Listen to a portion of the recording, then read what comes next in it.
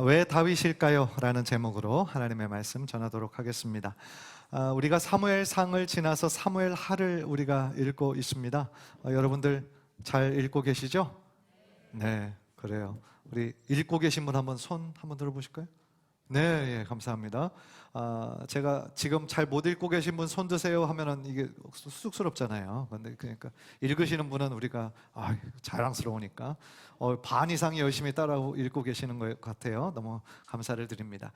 사무엘상은 어떻게 시작을 하냐면 그 사무엘의 어머니 한나의 기도로 이렇게 시작하는 장면이 나오죠. 그러면서 사무엘상의 제일 마지막은 어떻게 끝나냐면 사울 왕의 죽음으로 끝이 납니다. 그래서 사무엘상을 이루어가고 있는 세 사람의 주요 인물이 있는데 사무엘이고 사울이고 다윗입니다. 그리고 이제 사무엘상이 끝나고 사울의 시대는 이제 지는 거죠. 사울이 죽고 이제 사무엘하가 시작이 되는데, 우리가 그냥 흔히 생각하면 이 1대 왕이 사울이고 2대 왕이 다윗이니까 사울 왕이 죽었으니까 그냥 다윗이 2대 왕으로 딱 올라가는 게 아닌가, 쉽게 우리가 예상을 할 수 있지만 사실은 아니었어요. 이스라엘의 2대 왕이 되기까지 여러 가지 우여곡절이 있었습니다. 그러면서 이제 오늘 본문에서 이 다윗이 세 번째 기름 부음을 받아요. 세 번째 기름 부음을 받고 이스라엘의 공식적인 2대 왕이 되는 장면이 나옵니다. 이스라엘에 수없이 많은 왕들이 존재했는데요, 그 중에서 기름 부음을 세 번이나 받은 사람은 다윗이 유일해요. 다 한 번씩만 받는 거죠. 여러분, 기름 부음을 받는다라는 것은 어떤 의미가 있을까요? 이스라엘의 어떤 거룩한 의식이죠. 오늘날 여러 민주국가에서 왕으로 세우는데 기름을 붓는 그런 나라는 없잖아요. 그러니까 이스라엘 나라에만 이 기름을 붓는 거룩한 의식이 있었는데, 이것은 무슨 뜻이냐면 하나님께서 이 사람을 거룩하게 세웠다라는 뜻이에요. 하나님이 이 사람을 거룩하게 구별하여 하나님의 도구로 삼았다라는 뜻으로 기름을 부었던 것이죠. 그런데 이스라엘의 그 세 가지 종류의 이 직분, 직업이라고 할까요? 왕뿐 아니라 두 종류의 기름 부음을 받는 또 다른 직업이 있었어요. 그게 뭐냐면 제사장, 왕은 제일 첫 번째로 한 거고, 왕, 제사장, 마지막은 선지자, 예언자였습니다. 왕, 선지자, 이 제사장들은 그 사람을 하나님의 도구로 쓰임받는 사람들이기 때문에 거룩하게 기름을 부었죠. 그래서 이 보통 왕, 선지자, 그 다음에 제사장들은 일생에 단 한 번만 기름 부음을 받는 거예요. 그런데 이 다윗은 왜 세 번이나 기름 부음을 받았을까요? 오늘 본문의 이 시대 배경을 보면 사울 왕의 죽음 이후에 어떻게 되냐면 이 사무엘하 제일 마지막 장에 그 블레셋과의 전투, 길보아 전투에 대한 얘기가 나오는데, 그 전투가 치열해서 사울 왕의 세 아들, 그러니까 요나단을 포함한 세 아들이 전장에서 죽습니다. 이 비극적인 소식을 사울이 들어요. 그런데 사울도 화살에 맞았어요. 그래서 자신도 이제 죽음에 거의 가까웠어요.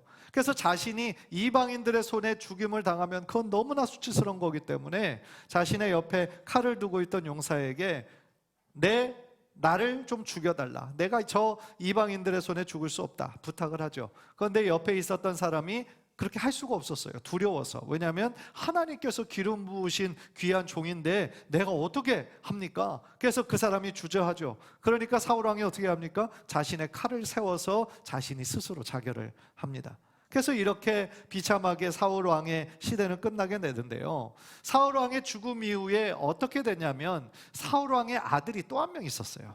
넷째 아들 이스보셋이라는 사람이 있었는데, 그래서 이 왕가의 정통성을 세우기 위해서 아브넬이라고 하는 군대 장관이 이 11지파를 모아서 우리는 사울 왕의 아들은 이 사람을 왕으로 세워서 그렇게 섬기자 해서 사울 왕가를 이루게 돼요.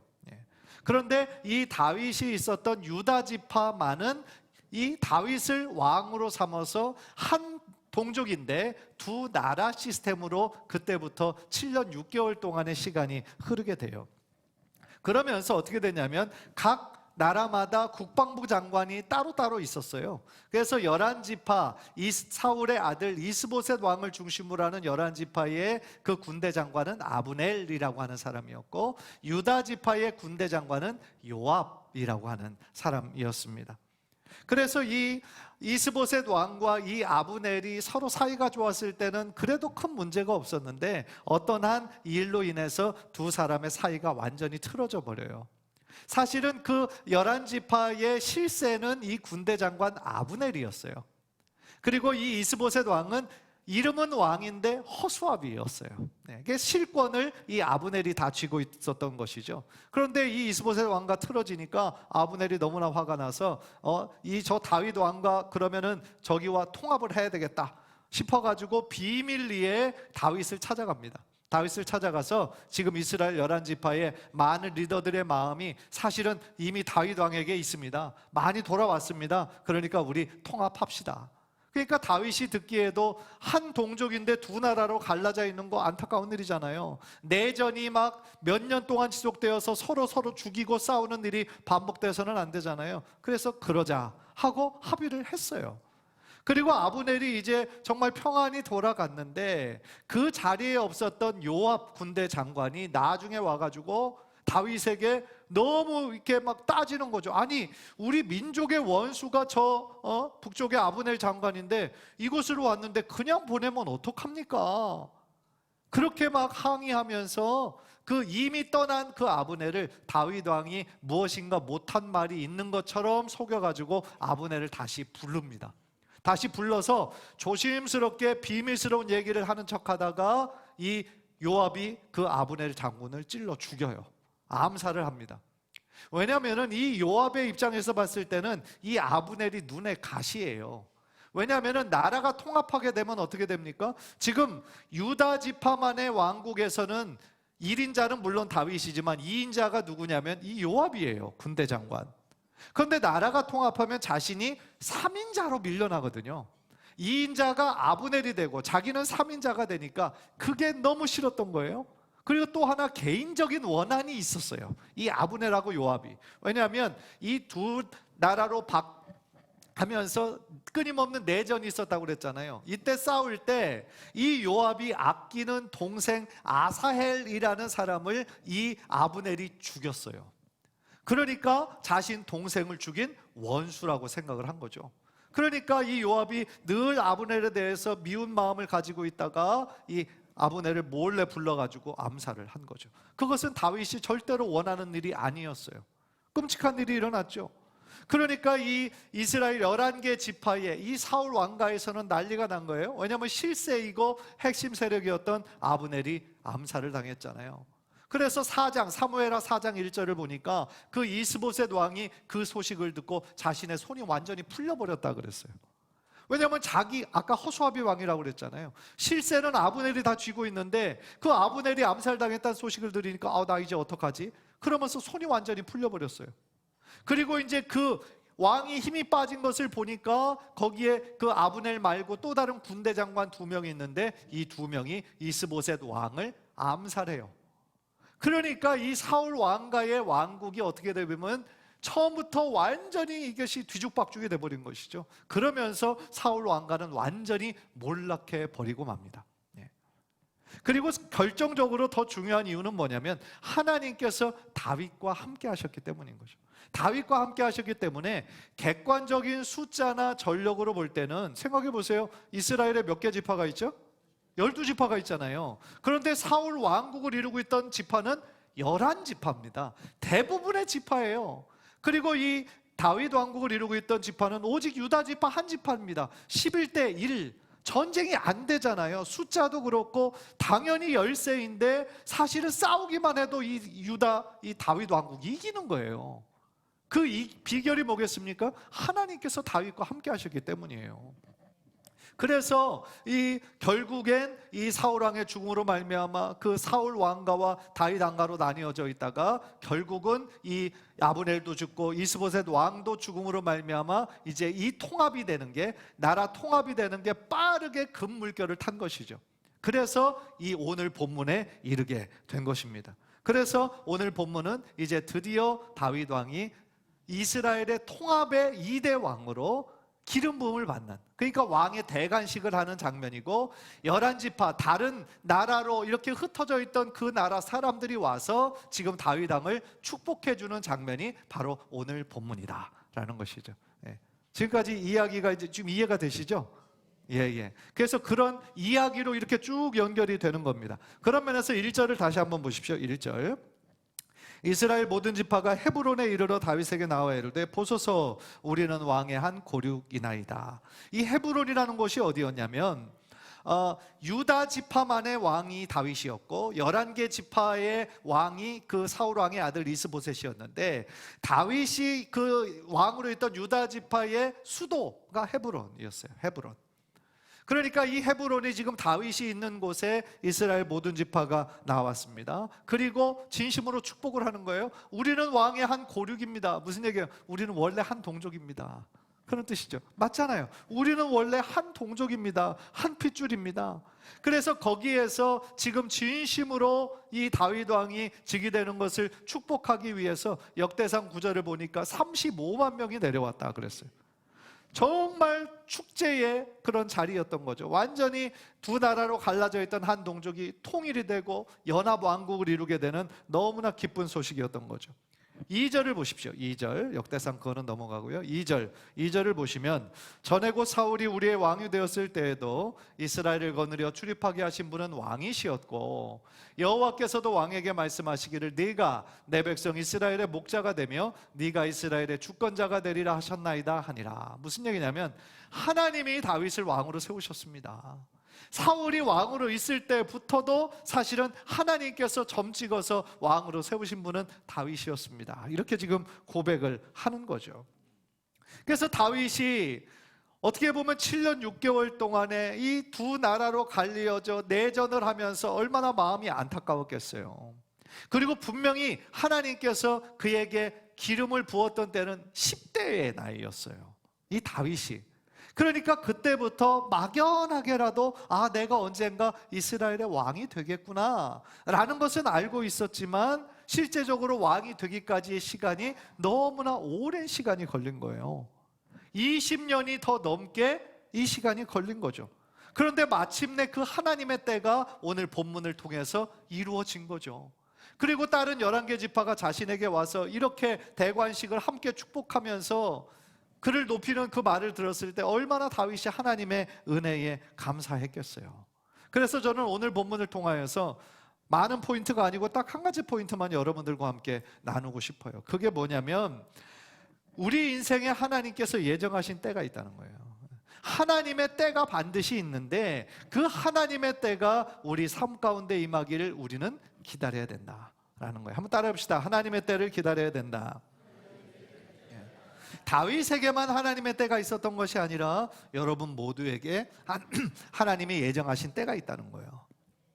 하나님이 여러분들을 만나 주실 때, 여러분들을 축복하실 때, 그리고 여러분들의 모든 기도 제목을 이루어 주실 하나님의 때가 반드시 있다는 거예요. 그런데 중요한 거는 그 때를 우리가 인위적으로 앞당기거나 하나님의 뜻보다 앞서서는 안 된다는 얘기예요.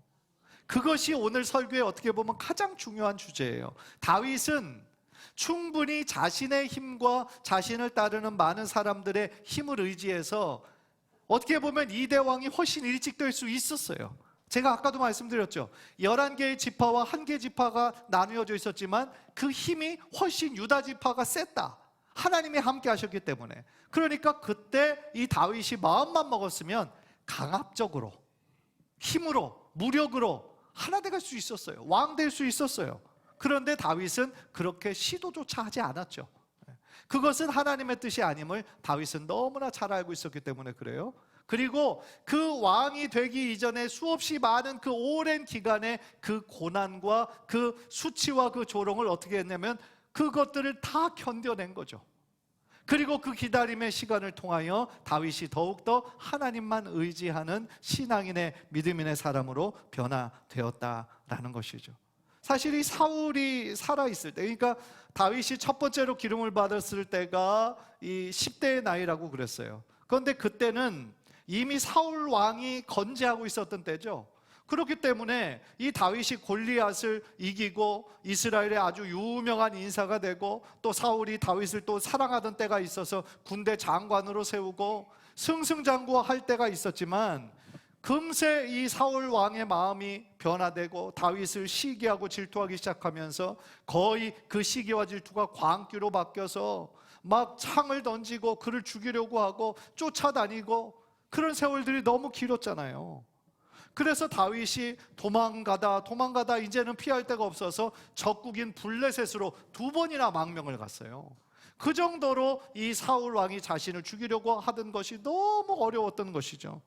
그래서 첫 번째 블레셋으로 망명을 갔을 때 그 아기스 왕 옆에서 있었는데 그 주변의 신하들이 다윗을 알아보는 거예요. 적국인데도 이 다윗은 자신의 대표 장수인 골리앗을 죽인 사람이라는 소문이 블레셋에도 이미 퍼져 있었던 거죠. 저 사람 다윗 아니냐? 골리앗 죽인 사람 아니냐? 이제 완전히 죽기 직전인 거예요. 그래서 다윗이 그때 딱 지혜를 낸 것이 뭐냐면, 이 왕이면 미친 사람은 죽이지 않는다. 명예 때문에, 그 사람의 명예 때문에. 그걸 알고 어떻게 합니까? 갑작스럽게 막 침을 흘리고 미친 척을 하잖아요. 그러니까 그 왕이, 아니 저렇게 미친 사람을 여기 왜 데리고 왔느냐, 그러면서 그냥 쫓아내잖아요. 그런데 어떻게 생각하면, 인간적으로 생각하면 얼마나 수치스러운 때입니까? 살기 위해서, 한 나라의 영웅이었는데 그냥 살기 위해서 미친 척하고 침을 흘리고, 얼마나 비참해요, 스스로 생각할 때. 그러나 다윗은요, 그 모든 수치와 어려움과 그 위기의 상황 속에서 내가 그럴 수밖에 없었던 그 상황에 집중한 것이 아니라, 그 죽을 수밖에 없는 상황에서도 자기를 기가 막힌 방법으로 건져내 주신 하나님의 은혜에 집중한 거예요. 저는 이게 참 중요하다고 생각해요. 우리들의 삶에 여러 가지 문제들이 끊이지 않잖아요. 한 가지 문제 겪고 이제 겨우 살만하다 싶으면 또 다른 큰 문제가 막 우리들에게 다가와서 우리들의 마음을 짓누르고 어렵게 할 때가 많이 있잖아요. 산 넘어 산일 때가 많잖아요, 우리들의 인생이.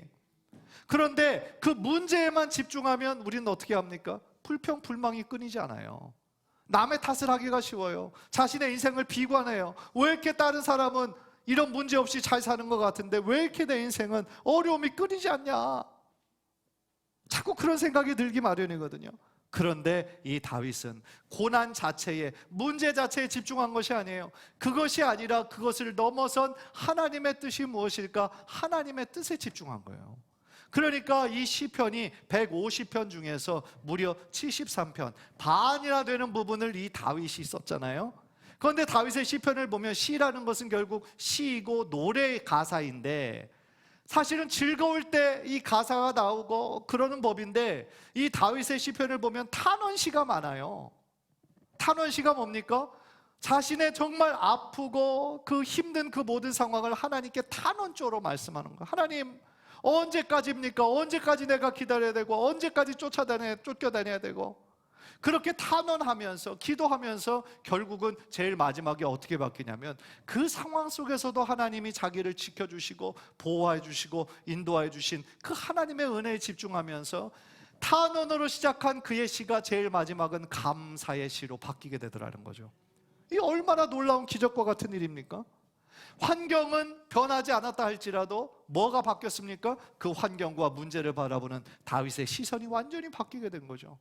그 고난의 시간을 통하여서 이 다윗은 더욱더 하나님을 의지하는 신앙의 사람으로 변하게 된 것이죠.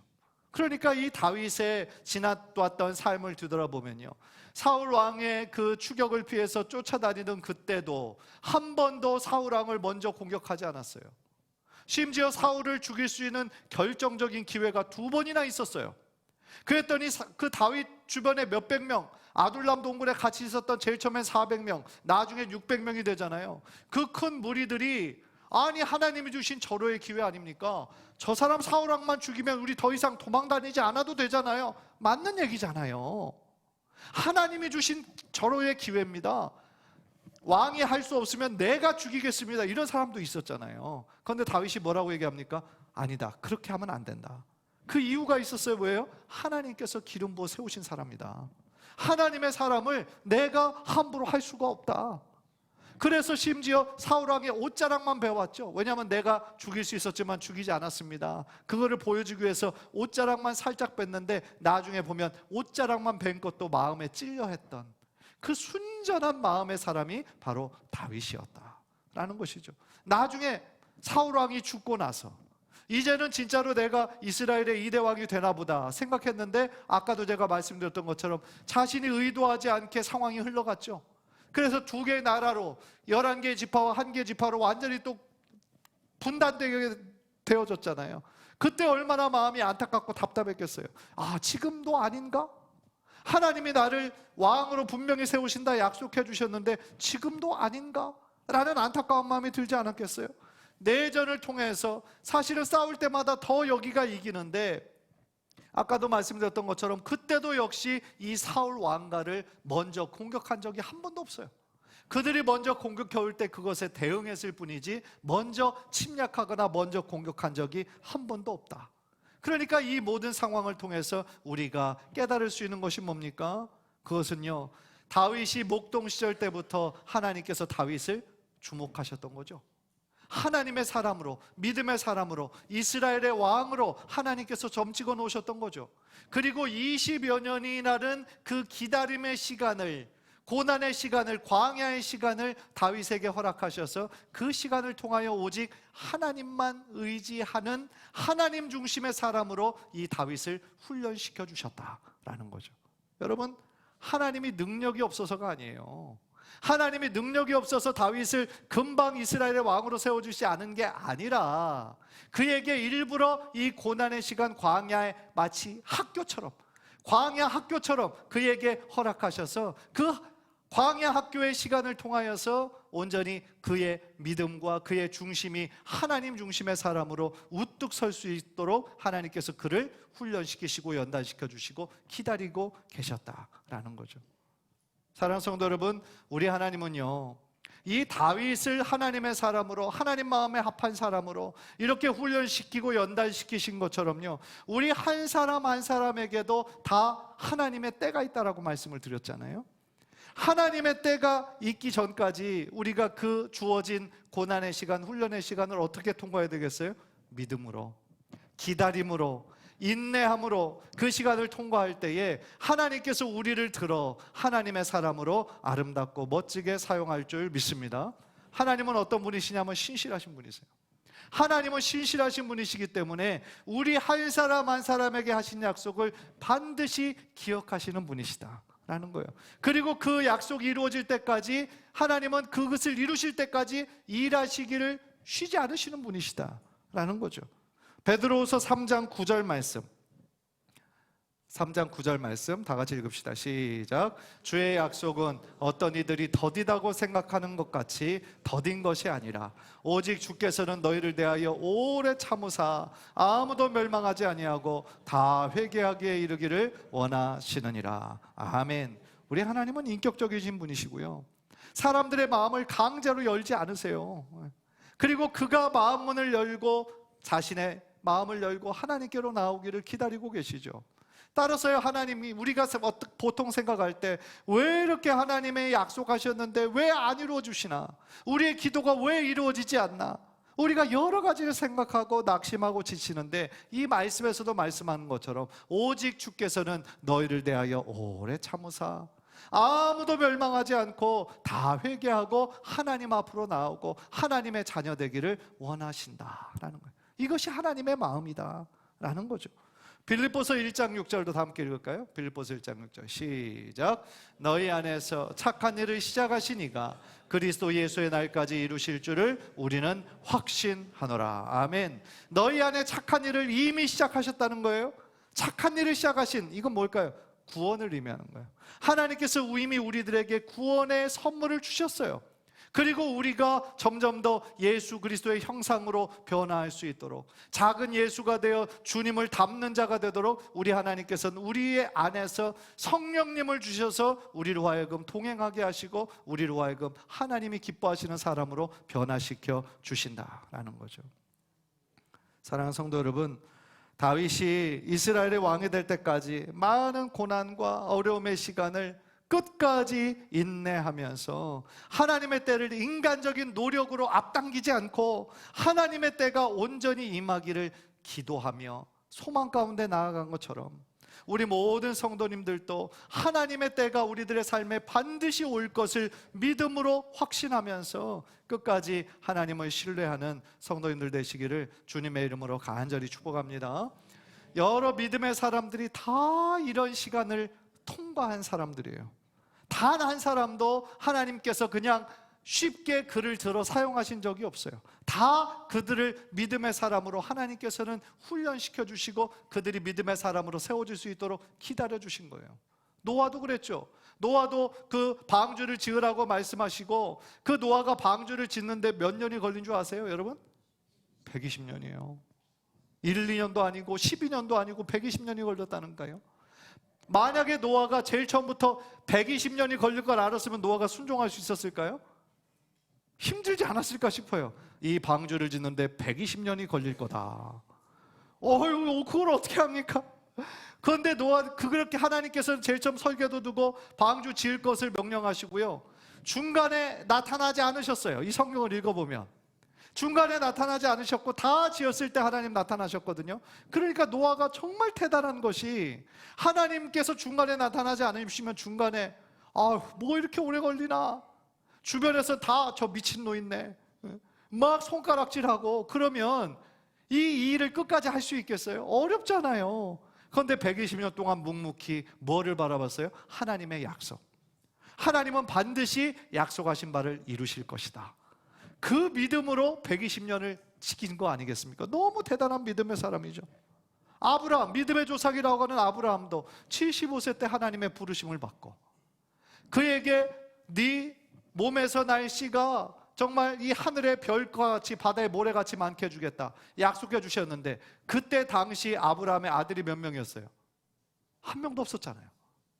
아무도 없는데, 자손이 하나도 없는데 어떻게 자신의 후손이 민족을 이룰 정도로 많아지겠냐고요. 가능성이 1도 없어 보이는, 그럼에도 불구하고 실제적으로 이삭을 낳기까지 100세, 75세에 100세 되기까지 25년이라는 그 시간을 믿음으로, 인내함으로 기다린 것 아니겠습니까? 요셉도 그렇고요, 오늘 본문에 살펴본 다윗도 그렇고요, 모세도 역시 40년이라는 기다림의 시간이 있었던 거죠. 마찬가지입니다. 하나님께서 때때로 우리들의 삶에 기도 응답을 금방 안 해주시는 큰 이유는 그 시간을 통하여 하나님은 우리 한 사람 한 사람을 하나님의 형상 담기로 빚어가시고 만들어 가시기 때문이에요.